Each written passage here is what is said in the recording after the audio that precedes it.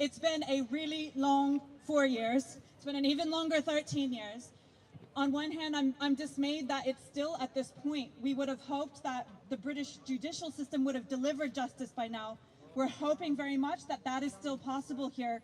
But of course, as we all know, this is a political case and it may, in fact, still require a political solution. So we're not letting the US government off the hook today, no matter what happens here in London.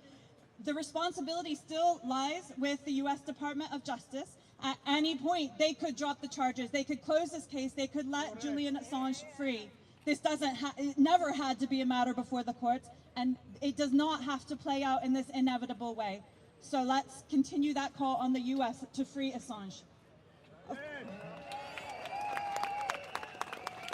Of course, we all know what is at stake here. For my organization, our mandate is press freedom, so we're engaged because of Julian Assange's contributions to journalism.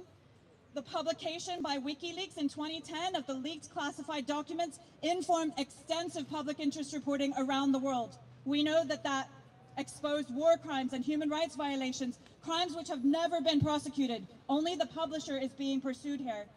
And if he is sent to the US, of course he is the first publisher that will be pursued in this way. This will set an alarming precedent that could be applied to any journalist, any media organization, anyone who works with stories based on leaked classified information, which is of course a normal journalistic process. So when we say that it's the future of journalism at stake, that is what we mean. This case has been going on for far too long, as we're hearing many politicians finally starting to concede now, but 13 long years. We will already never know what stories have not been told as the result of this endless legal persecution of Julian Assange. But if this continues, if he is extradited, if he is put on trial in the US, the chilling effect will be enormous. It will impact media around the world, and it will impact all of our right to know, because of course this is ultimately about the public's right to information. We have a right to stories in the public interest. I've been asked to hold this closer, sorry.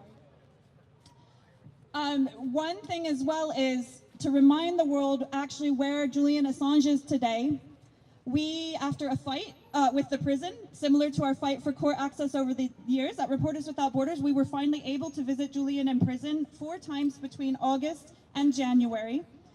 A lot of people, especially in the US, have lost sight of where he even is, but he is in a high security prison in the UK, in London, some miles from where we are now. Surely, even if the US government cannot back down on the larger principles of this case, surely at some point it has to be conceded that enough is enough. The leaker, Chelsea Manning, served 7 years in prison. President Obama commuted her sentence, stated that it was disproportionate. So why would the publisher, under any pretext of legality here, face up to 175 years simply for publishing information received? It is absurd. But let's remember Julian today. We know his state of mental health. The last time I saw him, I was quite concerned about his state of physical health as well. He had broken a rib from coughing so much.